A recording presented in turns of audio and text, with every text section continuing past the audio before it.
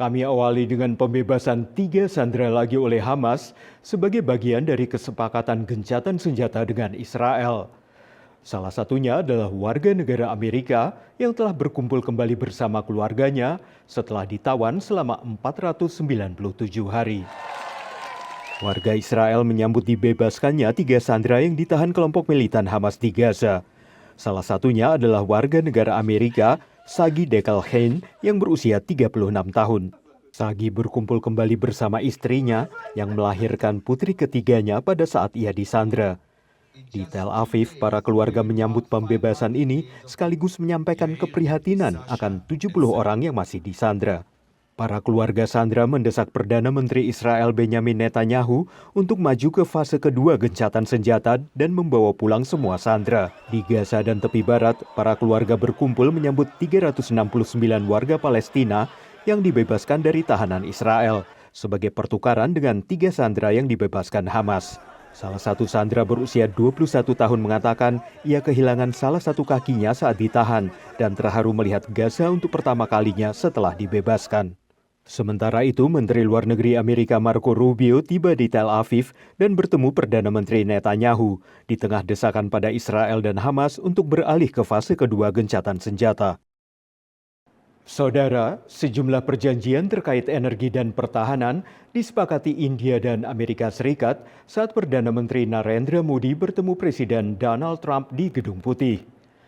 Namun di tengah eratnya hubungan kedua negara, Presiden Trump memperingatkan akan menerapkan tarif timbal balik sesuai besarnya tarif yang diterapkan India terhadap produk Amerika. Pelukan hangat Presiden AS Donald Trump dan Perdana Menteri India Narendra Modi membuka pertemuan kedua kepala negara Kamis waktu Washington. Trump umumkan perjanjian energi, kerjasama antariksa dan pertahanan, termasuk keikutsertaan India dalam program F-35 yang saat ini terbatas pada grup elit sekutu terdekat AS. Starting this year, we'll be increasing military sales to India by many billions of dollars. We're also paving the way to ultimately provide India with the F-35 stealth fighters. Namun di hari yang sama, Trump menandatangani memo presiden terkait tarif timbal balik yang akan menyasar negara-negara yang dinilai merugikan AS. Sementara Modi menekankan kerjasama di bidang energi, terutama reaktor nuklir modular kecil dan perjanjian pertahanan. जब अमेरिका और भारत साथ मिलकर काम करते हैं, यानी मागा प्लस मीगा तब बन जाता है mega partnership for prosperity. Hubungan kedua negara dalam pertaruhan penting, tapi New Delhi punya beban yang lebih besar. As President Trump kind of initiates a trade war against the world, India's got bigger stakes than a lot of countries do in that. And they need to make sure that relations remain stable. If they want to talk about policy issues they can resolve, and try to make sure that things remain on an even keel, because this relationship, it's important for us, it's vital for India. Selain bertemu Trump, Modi juga bertemu dengan Elon Musk, miliarder yang kini berperan aktif dalam membentuk ulang struktur pemerintahan Amerika Serikat. Demikian laporan tim VOA. Beralih ke meningkatnya harga pupuk dan pakan ternak serta fluktuasi harga komoditas agrikultur di Amerika yang menekan mata pencarian para petani atau peternak. Karena itu sebagian beralih ke usaha agrowisata, yakni membuka peternakan mereka bagi pengunjung dari kota-kota besar yang akan menambah pemasukan bagi peternakan mereka. Sebuah peternakan sapi dan kambing di daerah pedesaan negara bagian Wisconsin kini memiliki fungsi ganda. Sebuah mobil karavan di area peternakan menjadi tempat menginap bagi pengunjung lewat layanan sewa kamar online Airbnb. We focus on agritourism through the use of Airstream and HipCamp on Airbnb. Permintaan akan agrowisata meningkat sejak pandemi COVID, saat warga kota-kota besar mencari kegiatan di udara terbuka. Chicago shut down, Madison shut down, and it was like, where can we go that's, open space? And so we saw a huge jump in it during 2020 for sure. Di North Carolina, seorang peternak yang tadinya menjual daging ternaknya ke restoran setempat, akhirnya juga memperluas usahanya ke agrowisata, juga akibat pandemi. And with the closure of restaurants, we had no market. So we diversified into primitive camping. allowing people to come in their cars and their tents and their RVs and their trailers to camp by our river or up in our hills. We provided a little fireplace for them, a campfire pit. Pengamat memperkirakan industri agrowisata di Amerika bernilai total $4,5 miliar. Really, this is a consumer movement that's an outgrowth of the local food movement or the good food movement, that consumers are looking for more authentic experiences for the most part.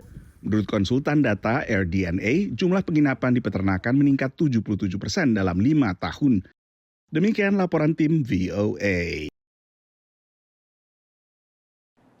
Kini kita tengok Rosita Baptiste, warga diaspora Indonesia yang menjadi tentara Amerika dan telah meraih pangkat letnan kolonel di Angkatan Darat Amerika Serikat.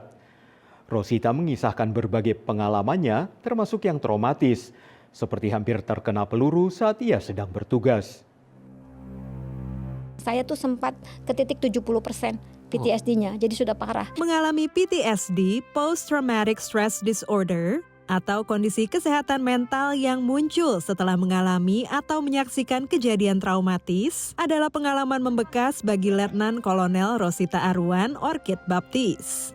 Kalau ngelihat angle-nya, kalau ngelihat sudutnya semuanya memang harusnya kepala saya yang kena. Diaspora Indonesia lulusan Fakultas Hukum Universitas Sumatera Utara ini pindah ke South Carolina tahun 2000 karena menikah dengan pria warga AS. Setelah beberapa bulan bekerja menjadi kasir di restoran cepat saji dan tos serba, Rosi mencoba melamar ke Angkatan Darat AS. Nggak mungkin lah, masa punya gelar sarjana hukum, kerjanya begini-begini aja, ya kan? Tapi karena saya bukan warga negara Amerika, saya hanya boleh memilih beberapa jenis pekerjaan. Jadi pilihan yang mereka kasih cuma jadi supir, montir, tukang masak, dan saya pilihnya montir, mekanik. Maka Rosi pun masuk sekolah mekanik di Fort Jackson, South Carolina. Sebagai mekanik, Rosi sempat dikirim ke pangkalan militer AS di Jerman selama 4 tahun, juga ke Kuwait dan Irak tahun 2005. Ketika di Indonesia saya nggak bisa gabung angkatan karena saya pendek. Ada jodoh keinginan pengen jadi polwan, tapi kan nggak mungkin jadi polwan kecil begini. Orang kecil kayak saya tuh berjuangnya 10 kali lipat lebih besar loh pada orang lain. Setelah menjadi warga negara AS, ia melanjutkan sekolah perwira dan lulus menjadi Letnan 2 hingga kini berpangkat Letnan Kolonel. I think that what she's doing to represent her country is amazing, and again, achieving that rank even in the United States Armed Forces is, something to be recognized. Dari San Antonio, Texas, tim VOA.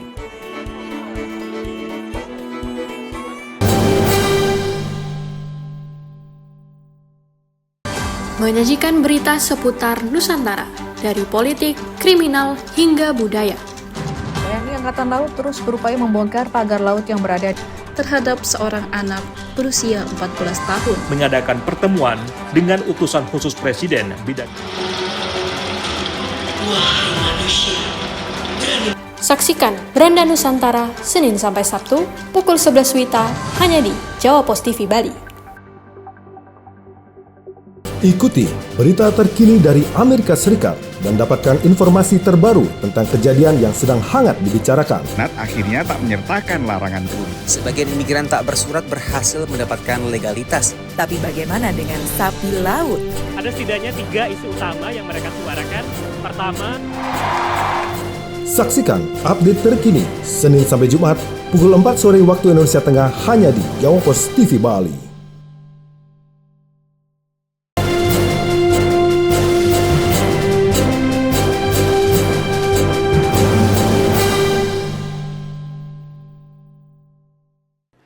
Kami awali dengan upacara pelantikan Presiden terpilih Donald Trump yang berlangsung Senin ini pada tengah hari waktu setempat atau Senin tengah malam waktu Indonesia Barat. Ada perubahan besar pada upacara ini, yakni pelantikan yang biasanya dilakukan di bagian luar gedung Capitol dipindahkan ke dalam ruangan. Presiden terpilih Donald Trump mengumumkan ia memindahkan upacara pelantikannya ke dalam ruangan karena suhu beku yang menerpa Washington DC. Dalam pernyataan di Truth Social, Trump mengatakan ia tidak ingin melihat adanya warga yang sakit atau terluka akibat kondisi membahayakan. Demikian pula bagi ribuan petugas keamanan dan regu pertolongan pertama. Perakiraan cuaca menunjukkan suhu di Washington Senin ini akan berada pada kisaran minus 5 derajat Celcius, tapi terasa seperti minus 14 derajat Celcius karena terpaan angin. Selama berbulan-bulan, para pekerja telah mempersiapkan bagian luar gedung Capitol dengan memasang bendera besar, panggung, serta kursi bagi sekitar 1.000 tamu. Kini mereka mempersiapkan bagian dalam di rotunda gedung Capitol untuk upacara yang jauh lebih kecil. Perubahan lain, tidak ada pawai inaugurasi setelah pelantikan. Dan sebagai gantinya, Trump menyebutkan akan membuka gelanggang olahraga Capital One Arena menjadi tempat nonton bareng, dan ia akan bergabung dengan pendukungnya di sana setelah acara pengambilan sumpah. Terakhir kali inaugurasi Presiden Amerika dilakukan di dalam ruangan adalah tahun 1985, saat pelantikan Presiden Ronald Reagan, juga karena suhu yang sangat dingin. Saudara, pemerintahan Donald Trump mulai 20 Januari ini mengagendakan pemangkasan belanja negara dengan target mengurangi anggaran hingga $2 triliun. Untuk merealisasikan pengurangan anggaran, Trump menunjuk pengusaha Elon Musk dan Vivek Ramaswamy membentuk Departemen Efisiensi Pemerintah, sebuah lembaga yang akan memberikan masukan kepada Presiden. Pemerintah baru AS mengusung semangat efisiensi anggaran negara. Menurut analis, ini bukan pertama kalinya sebuah pemerintah baru berjanji memangkas pembelanjaan. Presidents have been talking in one way or another about downsizing or reducing the role of government since the founding of the republic. Presiden ketiga Amerika, Thomas Jefferson, pada awal abad ke-19 memangkas anggaran lewat pengurangan personel militer dan pegawai negeri sipil. I, Ronald Reagan, do solemnly swear. Pada tahun 1980-an, Ronald Reagan membentuk Komisi Grace, terdiri dari 150 pengusaha yang ditugasi mencari ruang untuk memangkas anggaran. President Reagan asked the Grace Commission to look at the government with an eye towards making it work more like a business. Pada tahun 1990-an, Bill Clinton mengurangi jumlah PNS sebesar 300.000 orang, yang banyak diantaranya lewat pensiun dini. Certainly one of the more significant administrations in terms of reducing the role of government of the modern era. Tapi sebagian pengamat mempertanyakan diterapkannya pendekatan dunia usaha terhadap pemerintah. When you're the government, you are responsible to the people, and your goal is not to make money. Your goal is to provide services and defend the nation. There's a lot of fraud and waste in the private sector. So I'm not that sure that business people are necessarily the best people to even find out, to even discover fraud and waste. Apapun yang dilakukan nanti, kewenangan soal anggaran berada di tangan Kongres, sehingga Badan Legislatif AS inilah yang harus menyetujui pemangkasan apapun terhadap anggaran. Demikian laporan tim VOA. Beralih ke penjualan ruang bawah tanah anti-bom yang meningkat di sebagian Amerika Serikat, menyusul meningkatnya instabilitas di berbagai wilayah dunia. Menurut produsennya, para pembeli hanya ingin mendapatkan rasa aman bagi keluarga mereka. Tapi bagi para ahli nuklir dan pejabat Amerika Serikat, ruang bawah tanah seperti ini tidak akan banyak membantu dan justru mengalihkan perhatian. Ron Hubbard adalah CEO dari Atlas Survival Shelters, produsen bunker atau ruangan bawah tanah tahan bom yang disebut bahkan tahan serangan nuklir. Most people surveyed believe that there will be a World War III one day and it will be very catastrophic and that these shelters will have great value at that time.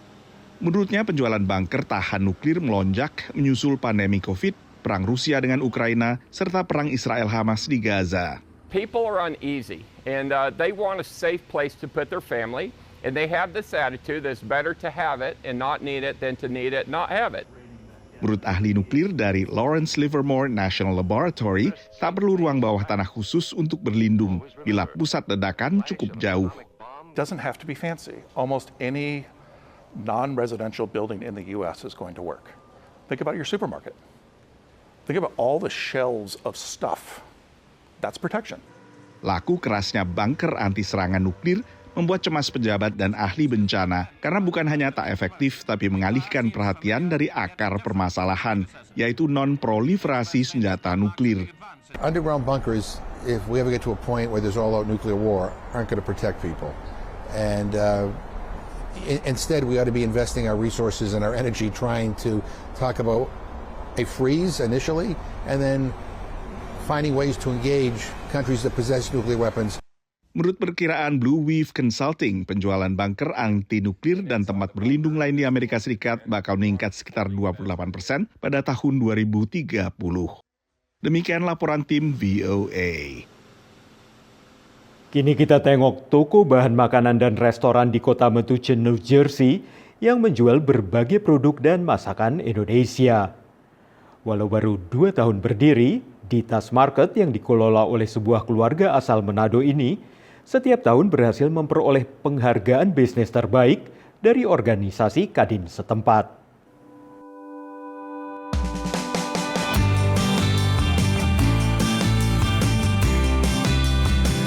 Saya tuh seneng masak di rumah.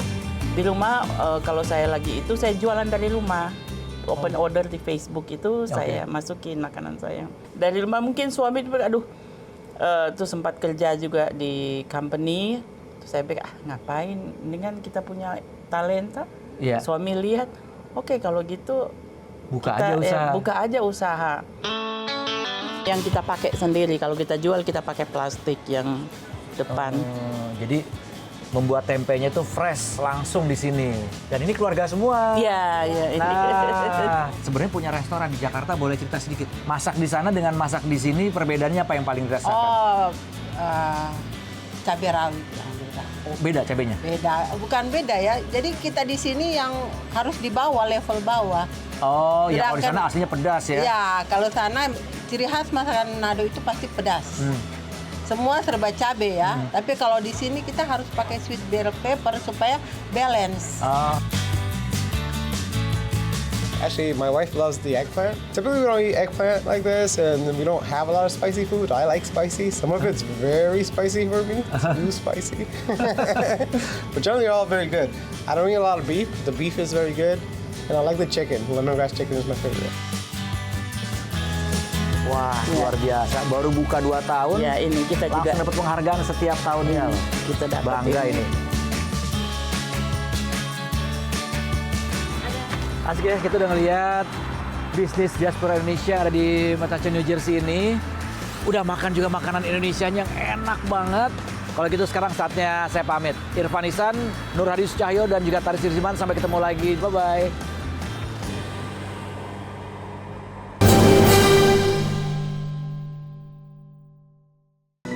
Ayo komunikasikan bisnis, event, atau pengumuman Anda di koran Jawa Pos Radar Bali. Kontak WA 0877 5087 5999 atau email grafisiklan.radarbali@gmail.com. Jawa Pos Radar Bali, lugas dan tuntas.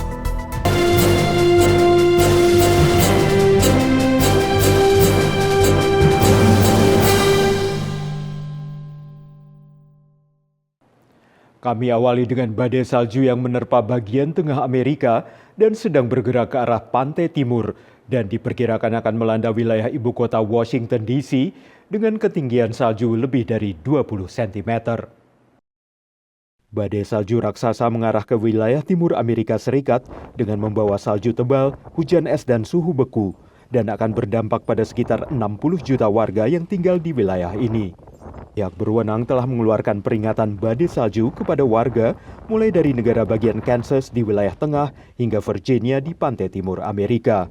Di negara bagian Kansas dan Missouri, salju dan es yang menempel di sebagian jalan raya utama telah menyebabkan kecelakaan pada berbagai kendaraan. Banyak warga bersiap menghadapi badai salju ini dengan membeli makanan dan berbagai kebutuhan bahan pokok serta peralatan pembersih salju.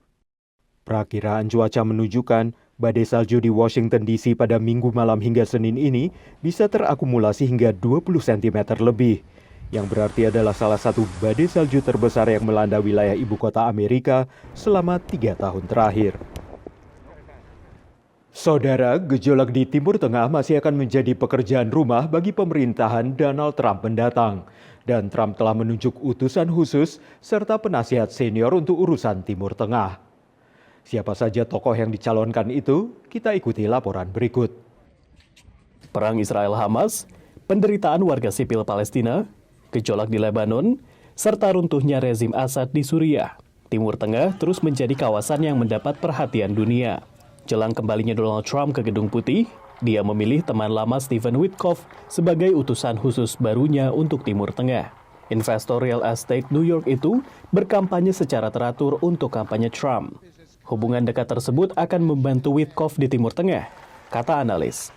He will be able to bring that kind of clout, let's say, with him, that he's somebody speaking on behalf of the president who, will have that sort of authority in those settings. Di Qatar Mei lalu, Witkoff memuji negara Teluk itu karena mendiversifikasi pertumbuhan ekonominya melalui kolaborasi pemerintah dan sektor swasta. And I sense it in Qatar. They're expanding.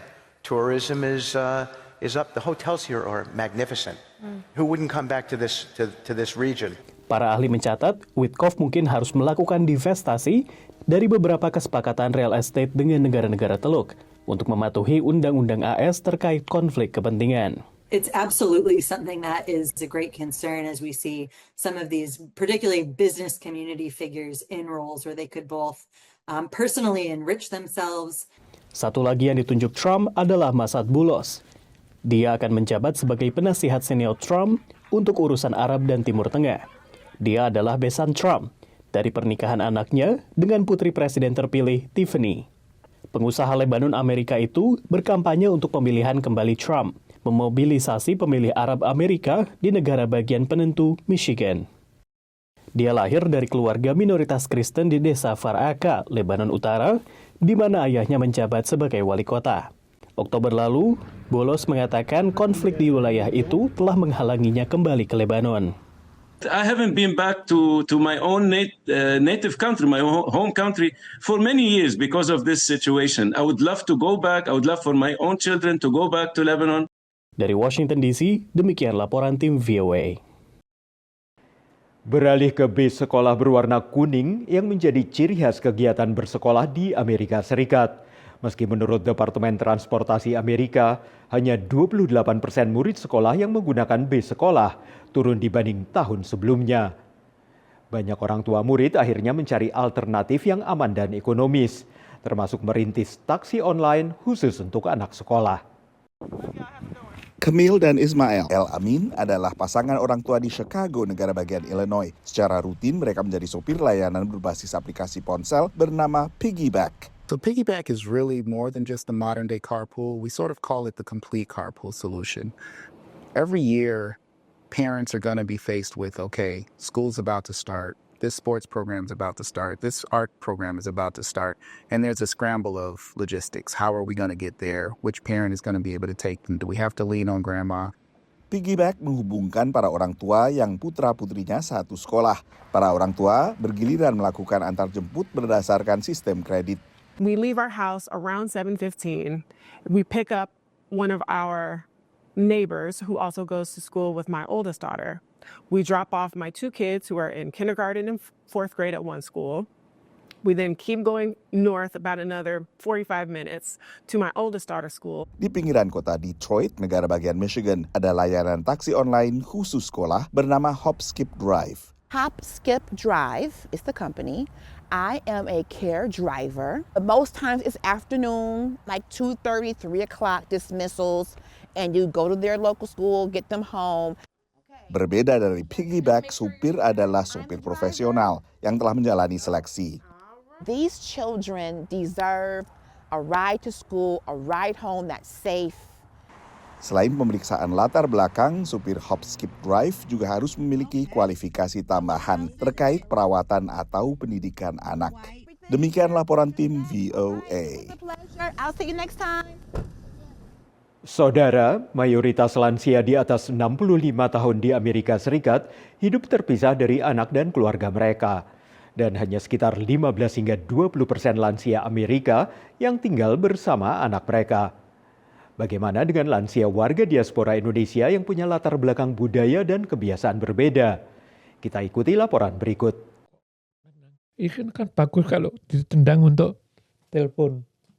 Jadi tempat telepon itu. Iya, kan lucu.